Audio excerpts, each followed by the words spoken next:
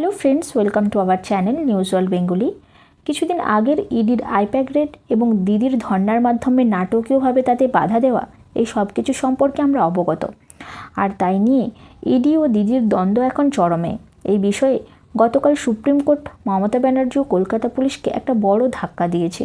গতকাল supreme court ED বনাম রাজ্য সরকার কেসের শুনানিতে ইডিকে স্বস্তি দিয়ে ইডি কর্মকর্তাদের বিরুদ্ধে পশ্চিমবঙ্গ পুলিশ কর্তৃক করা এফআইআর স্থগিত করেছে। অন্যদিকে ইডি 17টি অপরাধের অভিযোগ এনে মমতা ব্যানার্জি, পশ্চিমবঙ্গ পুলিশ কর্মকর্তাদের ডিজিপি রাজীব কুমার এবং কলকাতার পুলিশ কমিশনার মনোজ ভার্মার বিরুদ্ধে এফআইআর ও সিবিআই তদন্তের দাবি জানিয়েছে।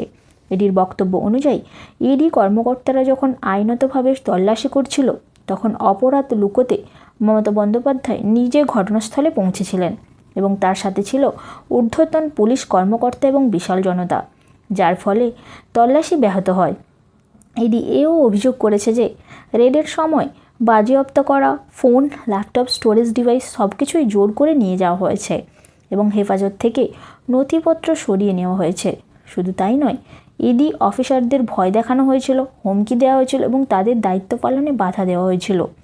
কলকাতা পুলিশের বিরুদ্ধে ইডি এই অভিযোগ করেছে যে পুলিশ ইডি অফিসারদের রক্ষা করার পরিবর্তে অভিযুক্তদের পক্ষ নিয়েছে এবং এই ঘটনাকে ইডি জনতার সহায়তায় বিচারে বাধা বলে অভিহিত করেছে। ইডি বলেছে যে মমতা ব্যানার্জি এবং পশ্চিমবঙ্গ পুলিশের এই কাজ ভারতের নতুন ফৌজদারি আইনের অধীনে 17টি আমলযোগ্য অপরাধের অন্তর্ভুক্ত, যার মধ্যে রয়েছে ইডির বাজেয়াপ্ত সম্পত্তি চুরি, প্রমাণ লোপাটের চেষ্টা, সরকারি কাজে বাধা দেওয়া, সরকারি কর্মচারীদের হুমকি দেওয়া ইত্যাদি। ইডি সমগ্র ব্যাপারটি যাতে সুপ্রিম কোর্টের তত্ত্বাবধানে সিবিআই এর দ্বারা তদন্ত হয় তার দাবি করেছে। এ প্রসঙ্গে ইডি যুক্তি দিয়েছে, অভিযুক্তদের মধ্যে মুখ্যমন্ত্রী এবং শীর্ষ পুলিশ কর্মকর্তারাও রয়েছেন, যার ফলে রাজ্য স্তরে সঠিকভাবে তদন্ত অসম্ভব।